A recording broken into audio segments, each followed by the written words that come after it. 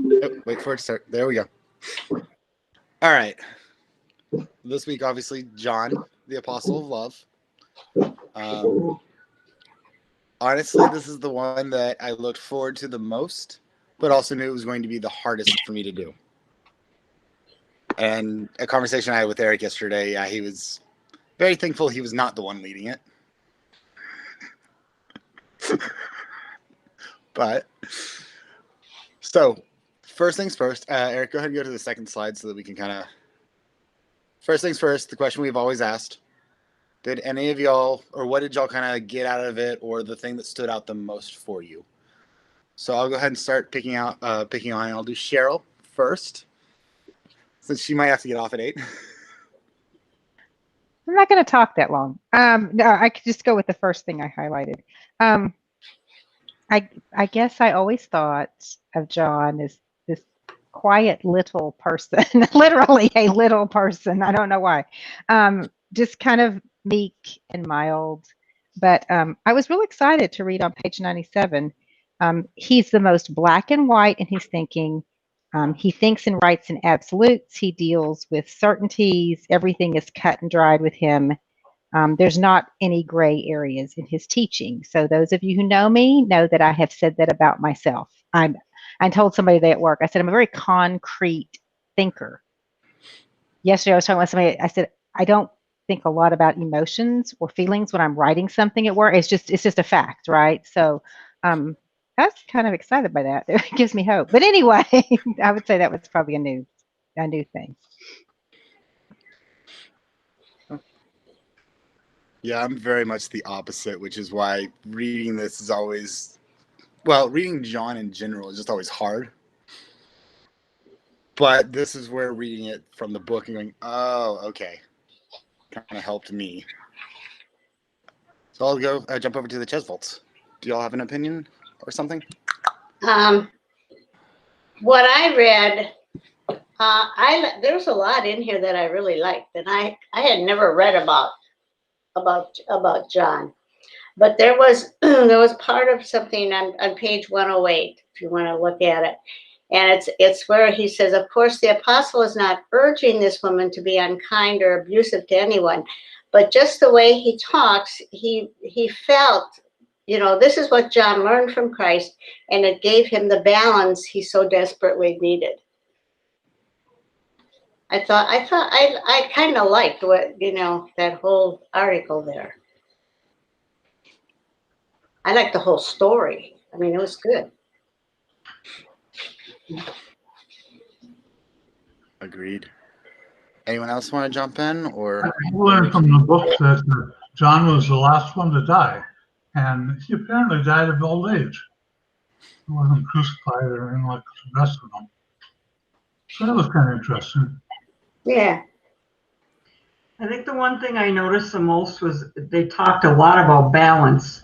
Like there was the good and the bad all the way back and forth through the whole thing, which I never really paid attention to before, I guess, because there's like that one chapter just says he learned the balance of suffering and glory. So he went through both sides. Like he had to learn how to be kind, but also be, I don't know, he had to balance himself out, and everyone needs to do that, I guess. And the other thing the same thing Cheryl thought was that I always thought him as a meek and mild one because he was always sitting next to Jesus, and he was one that, in all the pictures, he's so loving and stuff. And he really wasn't like that. And I was kind of surprised by that because I didn't really think of it that way. So that was very interesting.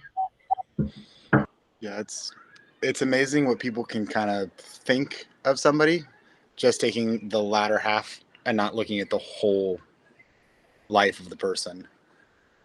The next I have is the Lindgrens. Do y'all have a? Sure. Now, one of the things that I loved about The Chosen was that at that point where they were saying that it's our duty to kind of bring in people to Christ, but then it's up to God to judge them. So we don't have to worry about that. But with John, it seemed like we start getting this responsibility to start judging people again, but as long as we do it out of love. So it was, I I struggled with that some. I think what I took from it is not necessarily the judging a person, but judging the spirit they're coming in, and then whether or not we're going to let it affect us. And that's kind of part of the growing process for Christianity and for a human, you know. And we do it with, you know, everything, really. Did y'all have anything else to add, or? Well, I did love the way that that John aged well. The way he they even had to carry him into the church at the end when he was up in his 90s, but still they respected him very much. It's not like you're put out to retirement at 65 and nobody cares about what you think after that. Very true. Do y'all want to add anything else? Oh, go ahead. I would like to add something. I was interested in when they talked about truth and love, that the two of them are inseparable. And ambition without humility becomes egotism. And glory and suffering are irreparable. Sorry, I can't read my notes.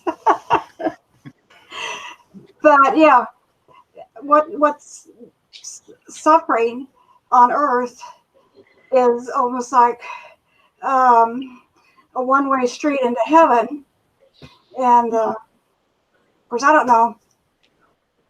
And then I was going to also say that when you talk about love or you talk about truth or just about anything, it's what the person believes is love, or what the person believes is truth or belief. And they have different interpretations of it. And I think that's probably can create problems, or it can be a strength. Yes, Eric? Well, that's actually kind of my take on this. Like, I love John. I love the story of John. I love at the very end, he talks about, you know, if you can't do anything, just love. But this chapter has always been a challenge for me because of exactly what you're saying. Is truth is a relative thing. A lot of the times, how we see truth, society helps impact us and in our faith.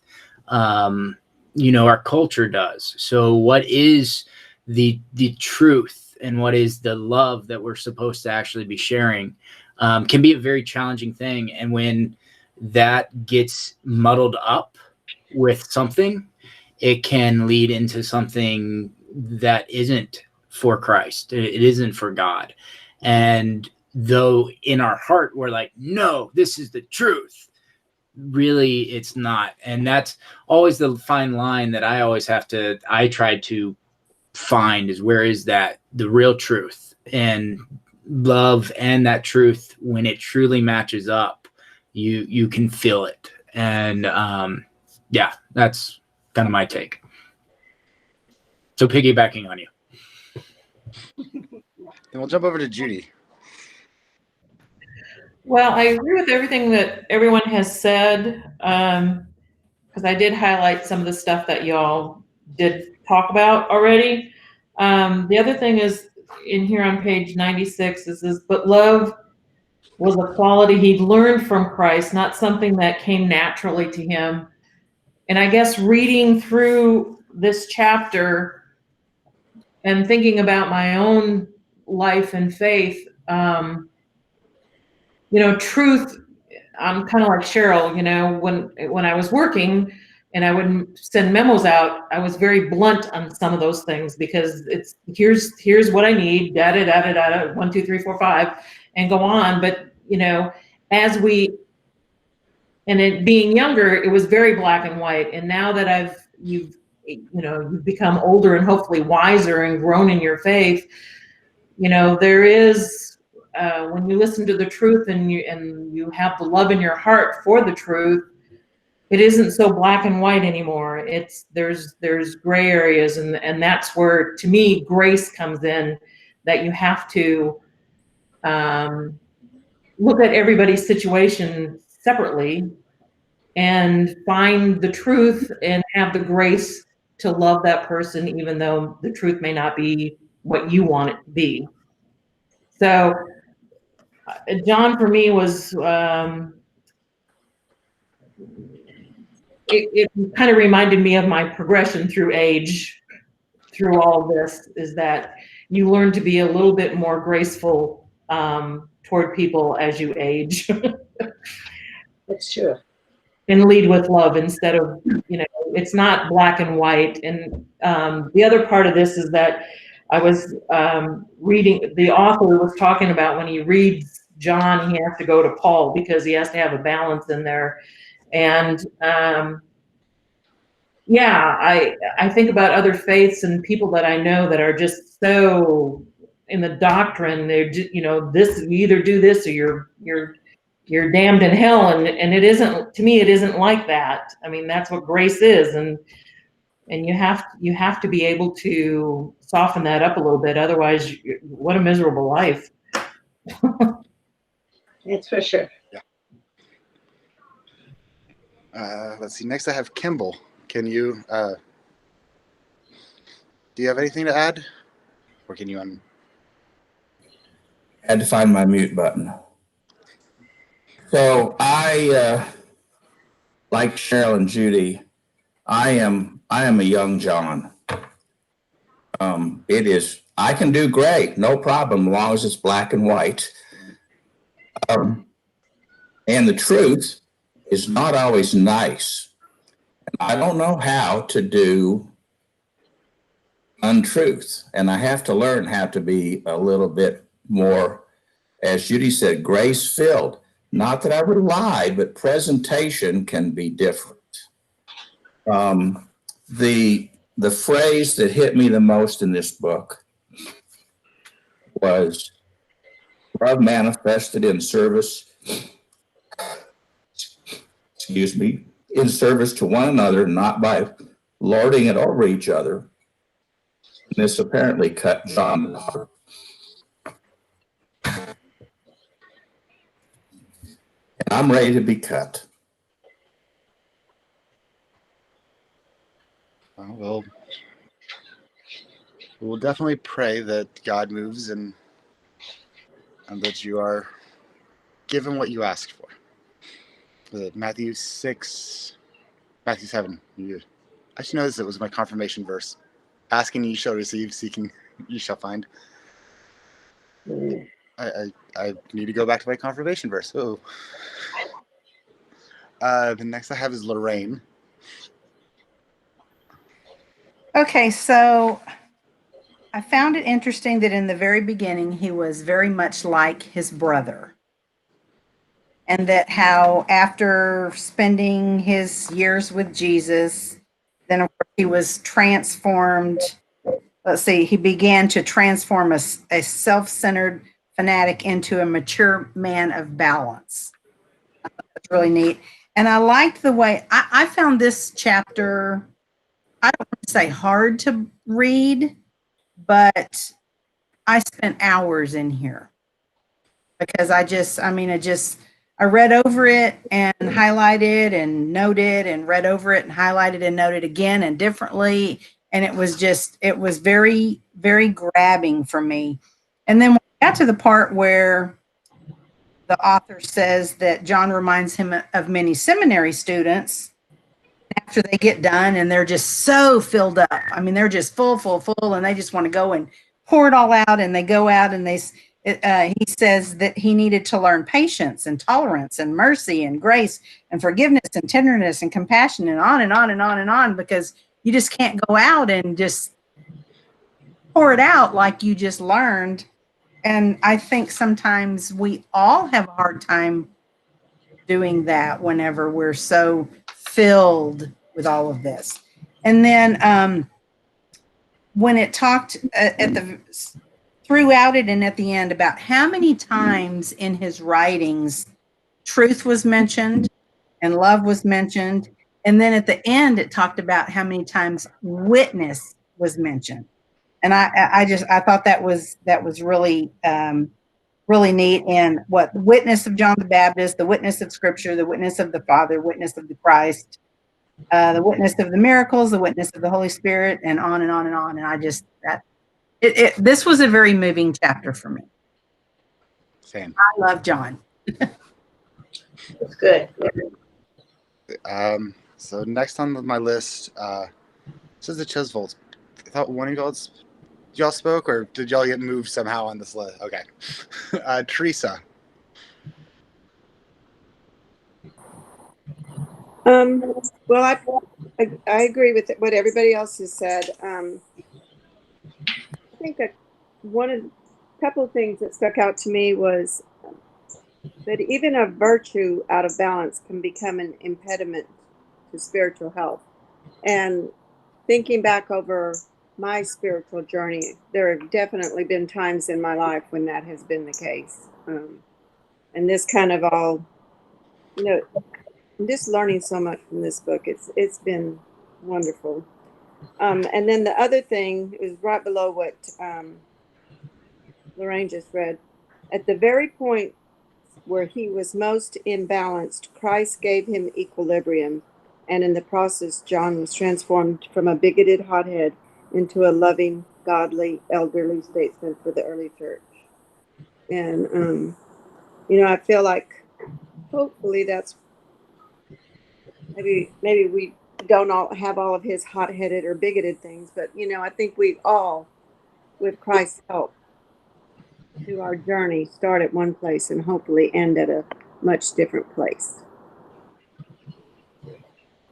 Agreed. And then the last would be Cindy.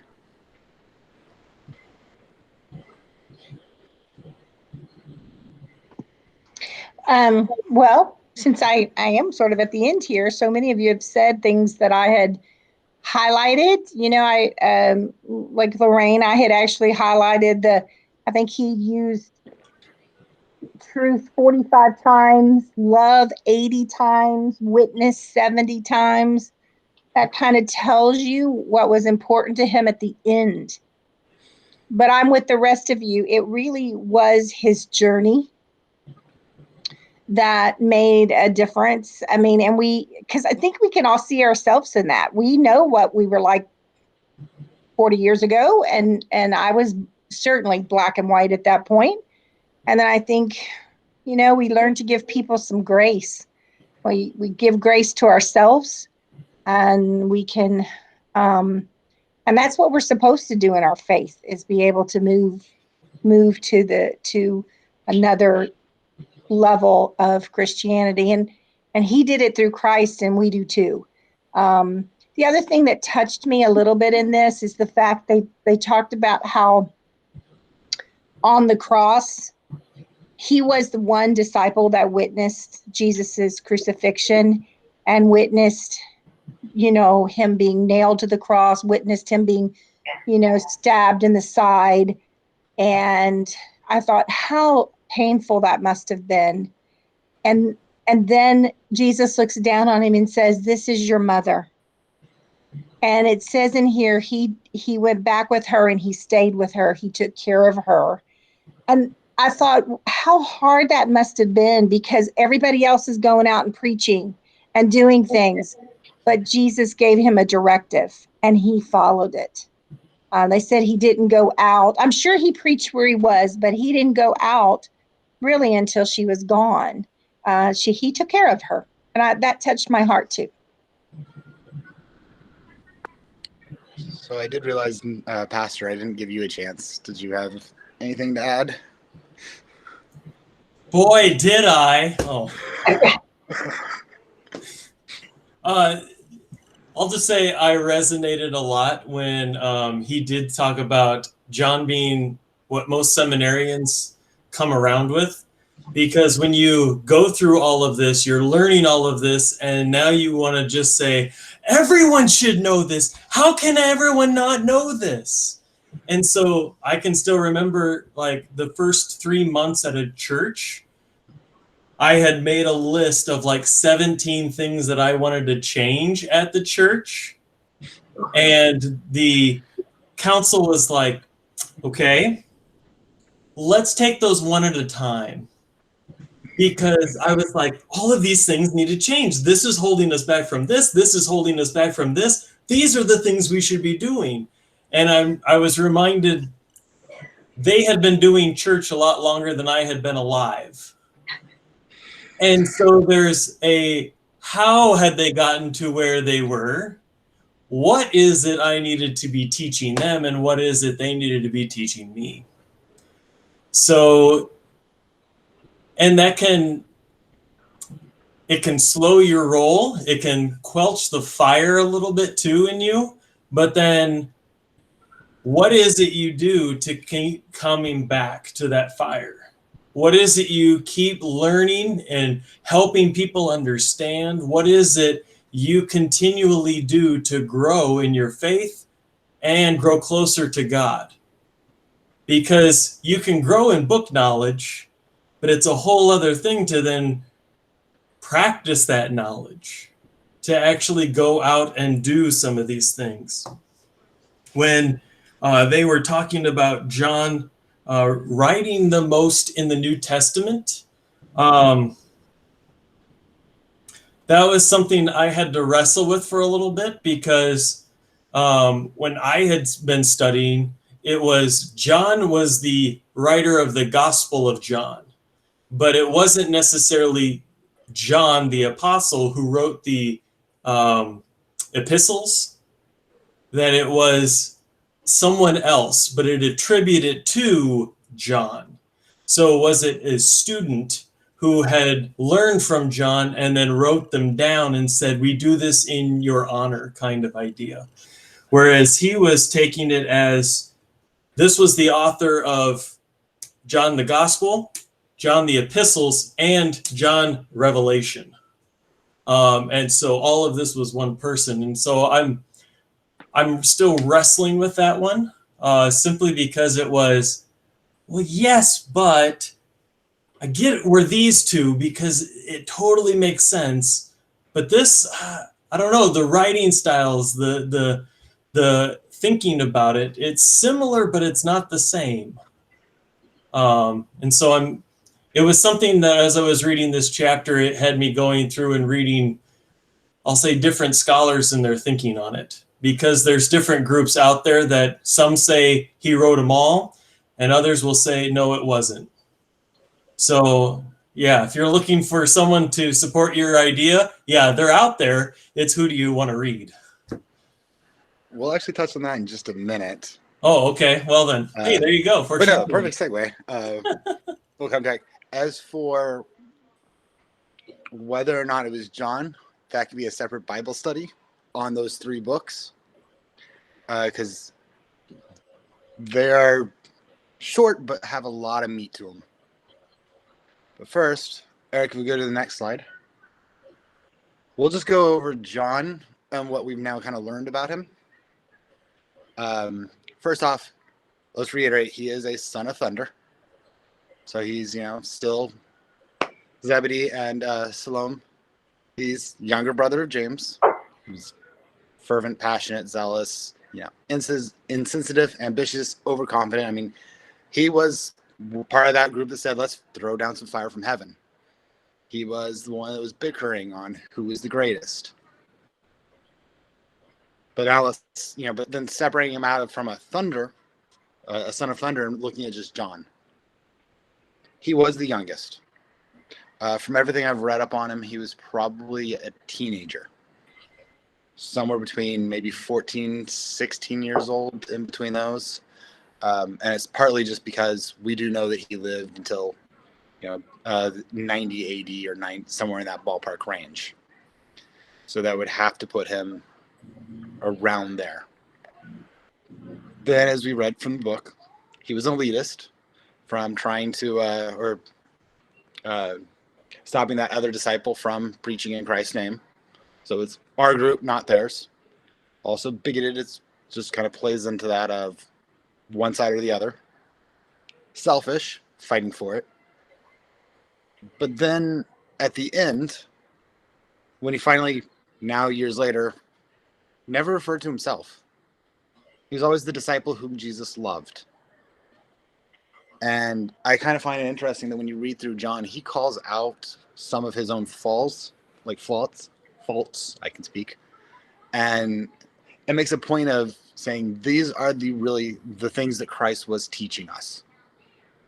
His is the one that when I read it, it's mostly teachings with very little of the narrative, because those teachings are important. What he does add in, though, really does show what he learned. And then finally, he was the one who took care of Jesus' mom. And then, as Nathan said, Gospel of John, John 1, 2, and 3, maybe, and then the book of Revelations. Now, the two symbols that he has, the snake in the cup and the eagle, are eagles because he, for Revelations, stopped looking at the world and looked at God. And ancient tradition believed that the eagle could stare at the sun. The sun being related to God. And, you know, as for the snake in the cup, that goes back to an ancient Christian lore where he was asked to drink a poisoned cup with snake venom in it and lived. Then turned around and raised two other people who had been killed by the same cup. And there are multiple early Christian stories of how he basically couldn't be killed. After the cup, there was also an incident where he supposedly they tried to boil him alive in tar. That didn't work, and so they finally had to what's the word I'm looking for? On Patmos Island. They exiled him. Thank Yeah, I was you. gonna say, Exiled him to Patmos Island. Right.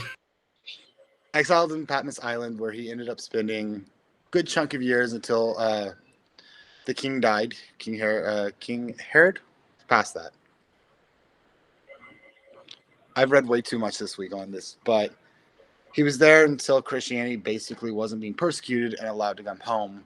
That's where he was carried into the church as an old man and made what is my favorite kind of non-Christian or non-biblical Christian quote, love each other. Yes. Lived in a cave.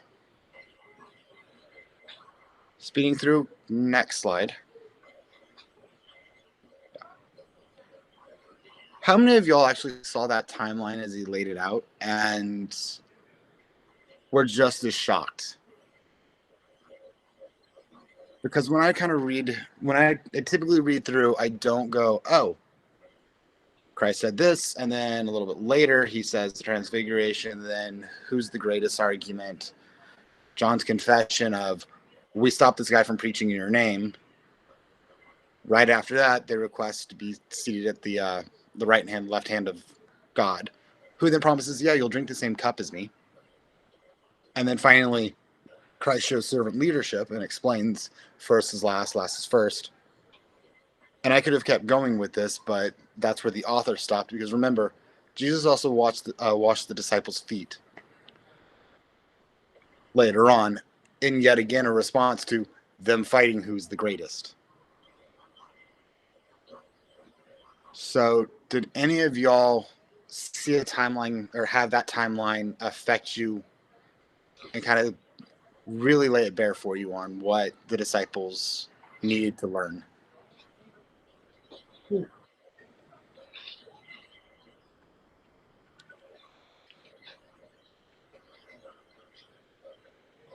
Or have y'all had instances, and you don't have to reel it.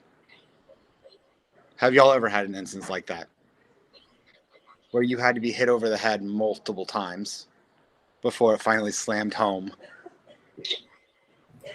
Well, I'm the youngest. The old boss would say yes. But to me, it just goes to show that they were very, very human. I mean, Jesus, the transfiguration, and then they're still arguing, and then John confessed, and it's like they go this way, and then they come back, and then they go back, and they come back, and so it's a constant corralling these people back in to, whoa, wait a minute, don't, you're not that important. Let's come back. And this isn't why we're here. We need to go out and make, bring the people in, not go out there and show them how good we are. We're not, we'll never be, we need to be Christ-like. We don't need to be Christ. So that's what I see the timeline, and it just showed me that, well, number one, there's still hope for me yet, because I stray, and then, God comes back and says, whoa, come on, come back, and then the line isn't straight, the line is crooked, and it's up and down, and our life is up and down, and we just need to keep plowing away at it. We're not perfect. Yeah. I mean, I think the timeline makes sense. I guess because of the way that the church year runs, we don't take things in chronologic order. That was a hint, Nathan. But so change that up.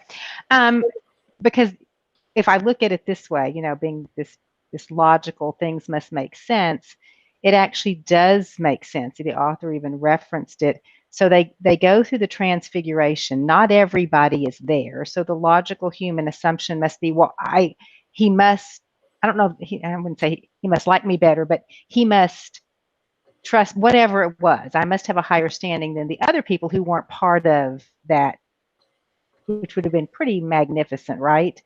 And so they're arguing, and like Judy said, Jesus goes, you wait a minute, wasn't that I liked you better. It was like, there was a reason you were there. And then he confesses, and then he pulls his mother in because he's realized, oops, I made a boo-boo and I need mom's help now to get me in some good graces here, and I even made a note. I just found it interesting that James was the first one martyred, and John, his younger brother, was the last one of the apostles who died, as far as we know. And I wondered if that, I tried to think, did that have something to do with what Jesus had promised him first? And, that they took these two brothers and did give them, I mean, it even referenced that John died so much later than everyone else that he had to really suffer through everyone else's death. And I've heard older people, like people beyond their 100s, and one of the things they will say is, I don't have any friends anymore. They've all gone. I mean, I have family, I get, but they'll say, I've had to go through everybody else losing everybody else, and now I'm here by myself. And I had never thought of it that way for him, but just interesting. Well, I think on this timeline, it kind of reminds me that there's a line in here saying that when they're trying to be the greatest and all this, trying to get to sit on the side of Jesus, there's a little sentence in here. So their error was in desiring to obtain the position more than they desired to be worthy of such a position. And that's such a balance of, because that's what I think is a big thing, is that imbalance of humility and ambition, which is what this name of that little chapter part was. But I think that's so true. They had to be worthy of it, not just, just want to obtain it. They wanted it because that's what they wanted to do, but they also had to have some worthiness in there too, like work towards it, not just have it handed to you on a platter.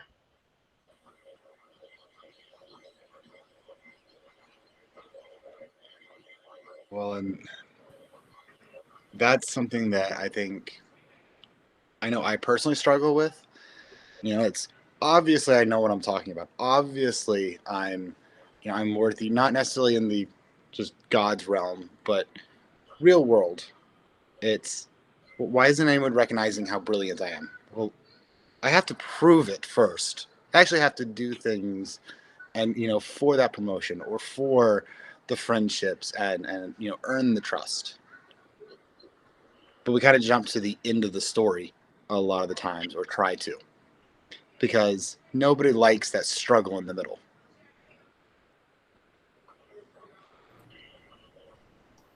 I found it interesting that motivation also played a role in this. It would be okay if you had aspirations for achieving great things in life, but it all depended on why you were motivated to do that. Was it for your own selfish use, or what did you have another goal which was greater than yourself?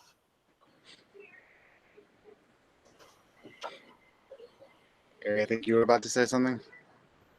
Yeah, I was just gonna say, is like seeing this timeline and being the youngest of three, I'm gonna admit something that I don't ever admit. Being able to go up and like wrestle with one brother, and then go like, you shouldn't do that, and then literally getting off of him and be like, okay, cool, I'm sorry, I shouldn't do that, and then running straight to my other brother and jumping on him and be like, just unrealizing it. And the thing that always impacts me and thinking about this and seeing this is Jesus called us children. John calls us children because we are learning, and that we are so in that moment that we completely forget what we just learned, because it's repetition that helps us learn, and we run off to go do the next thing without learning that. And the other thing that, kind of looking at this and thinking about the journey that we were talking about, is all the other disciples, as we talked about, went out into the world. And so they got to experience all these other things. And John didn't get to do that. He stayed. So he didn't get the experiences from going to the Gentiles or to all these other locations. So his journey, he had a journey of himself with the same people around him at all times, the same culture, the same everything. So I think that goes into his teachings a little bit too, of being black and white. Well, and go ahead, Nathan. Oh, okay. If you had something to chime in for Eric, go ahead. Well, I was just going to say that, as I've been thinking about this chapter today, I do kind of think we were the sons of thunder to a certain extent. Loud, obnoxious, ready to, I don't know about bringing down, fire from heaven, but we argued all the time. But it also reminded me that, before moving out, Eric and I kind of had a tradition.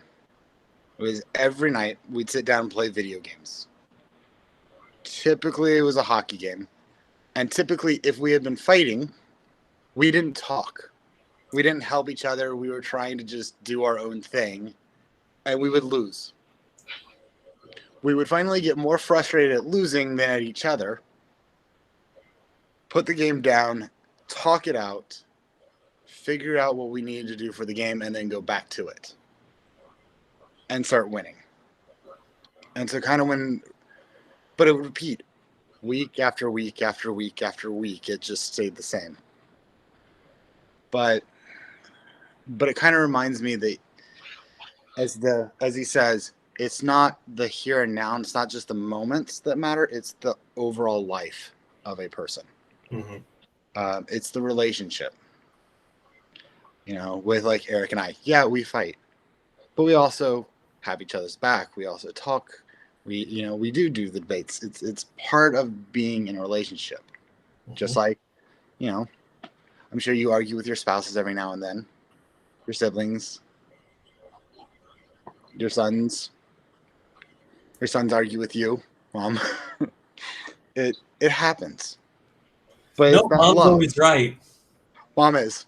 Yeah. It usually is me needing to learn some experience. But at the end of the day, it's the overall love, as John learned, that you have for each other that allows that relationship to grow past those pain points, or to keep those pain points as little things.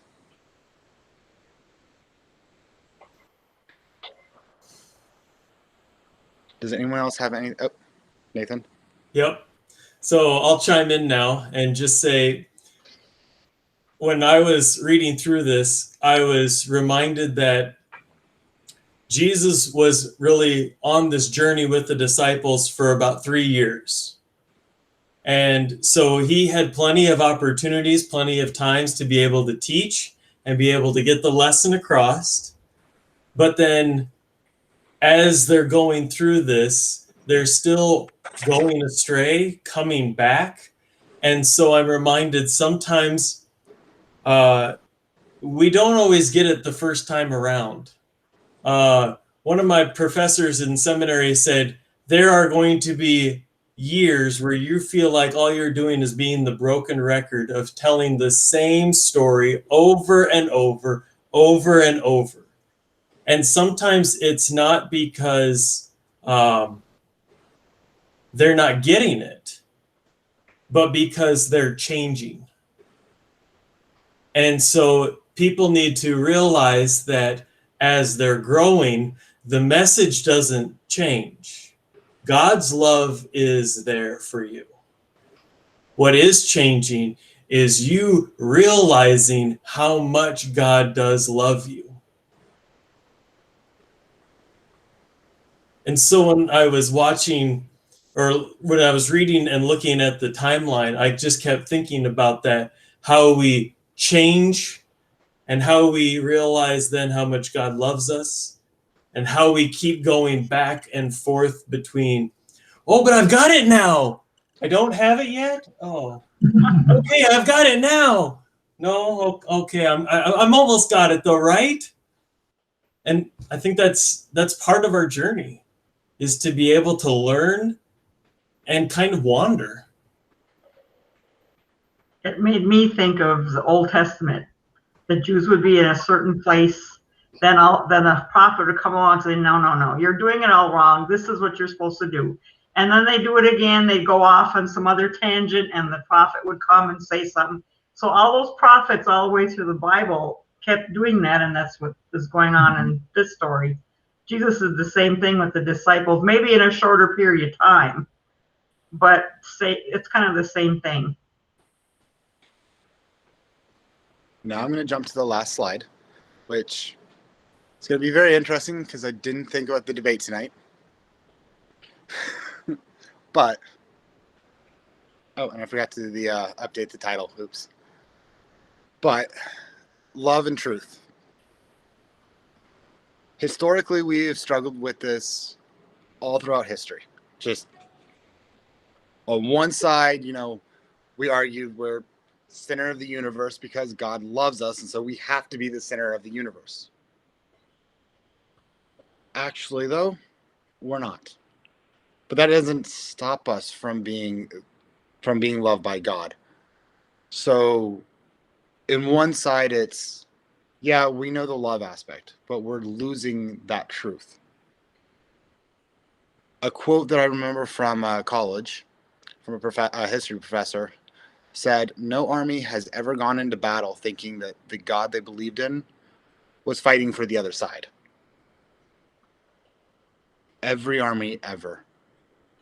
The Greeks and the Romans, the Jews in the Old Testament, all the way up to the Civil War. Both sides thought they were fighting for God's army and doing what God's command was. Even today, we bicker, we fight. We are about to go listen to a debate that, as we said before we started recording, has everybody going, ugh, I don't know if I can listen to it. I don't know if this is going to be a train wreck or if this is going to be amazing. But at the end of the day, if we approach the entire world, everything that we think about, and go, okay, is this me thinking about love or is this me thinking about truth? Am I being too brutal or too hypocritical? Can I see it from the other side? Walk a mile in a person's shoes and you'll have a better understanding. Play the devil's advocate, as we call it, on your own beliefs, and maybe you'll actually come closer to God. Or, as Eric mentioned last week, worship versus tradition. Now, I originally was going to have this as a discussion point, and I think we still will, but I will ask that if it obviously crosses in anything, this stays Safe zone. Yeah, let's keep this a safe zone. Be respectful. We do have people of different opinions on all things. And I know, Eric, this is kind of a reminder of you and me, especially. We butt heads a lot. Actually, I was going to share a quote. I think I might have shared it the other day, last week, but it was something that my brother actually mentioned from an early churchgoer. His name was Antonok, I think is what his name was. But he said, yes, thank you. And it was, may I not just be a Christian, but may I act like a Christian too. And I think that really sums up this of truth, not just me being a Christian, but me acting like it. And the action is the love, and the inner of me is the truth. And yeah, so I was going to throw that out there for the discussion. Are there any moments in life today or in the world where you actually think you're one or the other, or where you would wish that you could learn a little bit more about that other side? Or when was the last time that you got into a fight with somebody and didn't listen?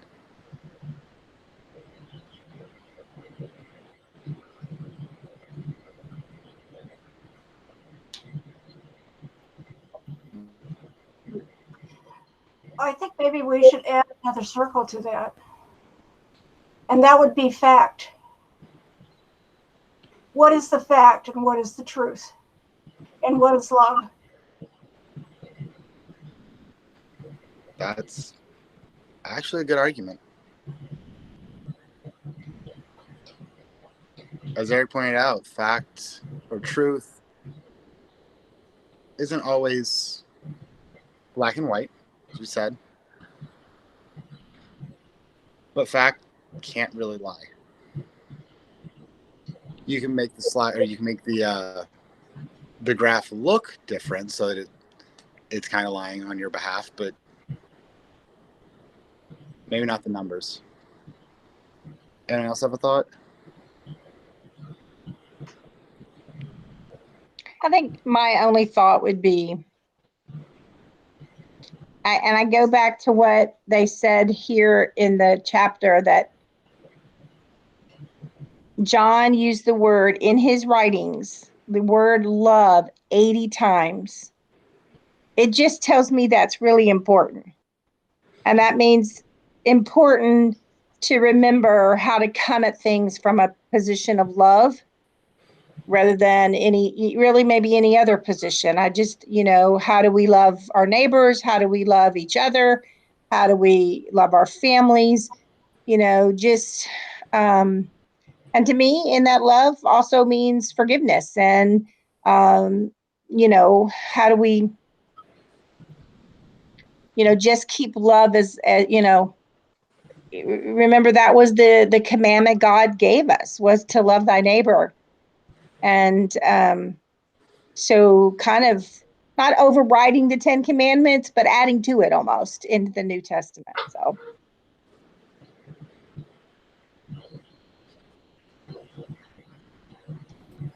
I mean, I can go a little personal of being at church. We're doing something new right now and going online. And sometimes I have to take a step back and listen, because it is what I do, but it's the whole church's product.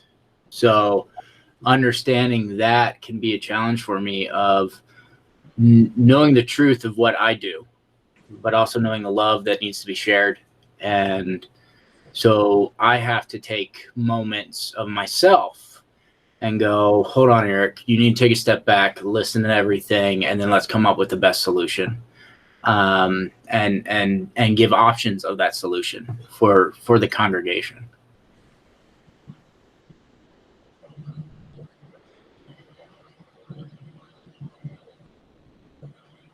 Well, the big thing for me on it is I know that saying something nice out of love that isn't true is just, you're being a hypocrite, you know.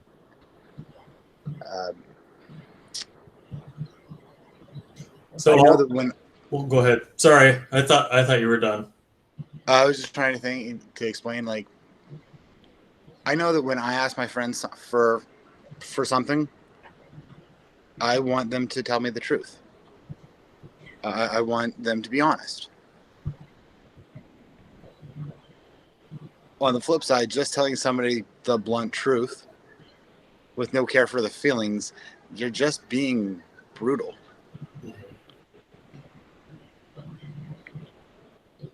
Then, you know, it's finding that way of being in the middle ground, saying truth out of love, or speaking love with truth behind it, that we can be what God called us to be. So being balanced. Exactly what this chapter's about, yeah. Yep. What did you want to say, Nathan? I was just going to point to John, and whenever he wanted to be right or wanted to claim as, well, I want the throne at your left hand or your right hand, your choice, though, whichever one you'd prefer. But can I just have the throne? That Jesus would come to him and just say, we need to balance this out a little bit. Let's give you some more love. And it would be a really, how I think no matter where we're at in our lives, there's sometimes we need to either bring love, or we need to bring truth, or we need to be able to see something that we're not seeing right now. And I think the ideal place is to be in the very center. But as we're reading through all these different disciples, or all these different apostles, none of them were perfectly in the center. That it was when they were a group together, then they were actually listening to each other or call each other out and saying, whoa, you need to find balance here. Come back here. Then as a community, they were able to come together in that balance. And at the very center of it was none of them except for Jesus.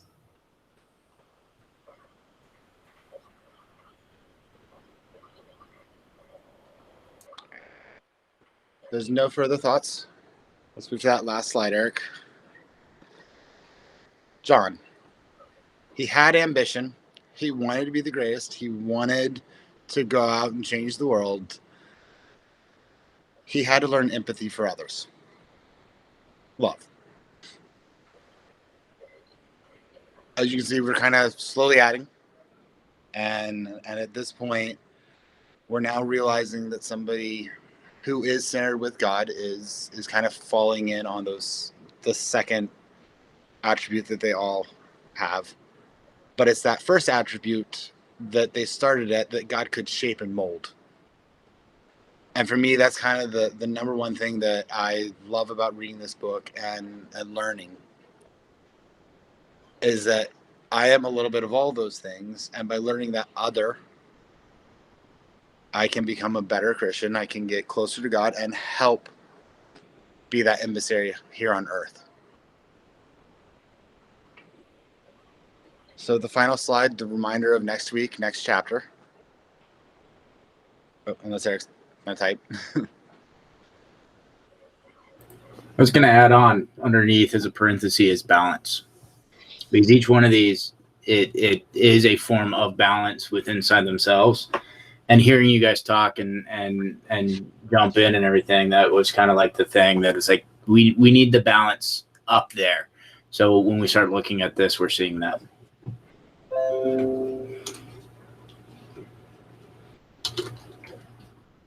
But you can talk. I mean, you can finish up. I'm just going to type it so everybody can see. Let's do it this way. So obviously next week is next chapter, which, give me a second, is Philip.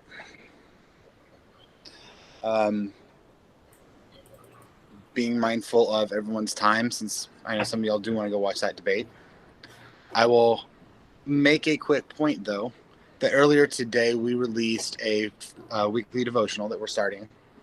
You can find it on YouTube or Facebook, and then there's a Spotify playlist that if after the debate you really need that break or you need some time just away, a great way to put it on. It's a great way to kind of remember that we will get through this. There is balance. We will figure it out. We're swaying like crazy, but we as a congregation, we're here for each other. We love each other. We are a family, and we're just one small little part of a much bigger family of Christ's kingdom. So out of what John learned, I'll just end this with, I love y'all. Love you too. Love you too. Hey, Scott, where did you say the devotional is? It should have been a Facebook post, but there's also YouTube and a Spotify playlist. Hold on, I was going to look for it real quick. Oh, Wednesday night devotionals. Okay. I see it.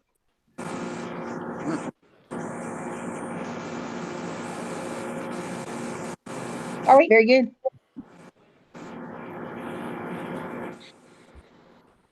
All right. Hey. Yep. Hey, Eric. Where's Eric? Did he leave? No, he's here. Are we still recording? Yes. Yeah. Do we want to end with the Lord's Prayer? Yes, we're. Yeah. And then I was going to add something afterwards. So, would anyone care to lead us in the Lord's Prayer tonight? I will. Our Father, who art in heaven, hallowed be thy name. Thy kingdom come, thy will be done, on earth as it is in heaven. Give us this day our daily bread. Forgive us our trespasses, as we forgive those who trespass against us. And lead us not into temptation, but deliver us from evil. For thine is the kingdom, and the power, and the glory, forever and ever. Amen. Bye, everyone. Bye.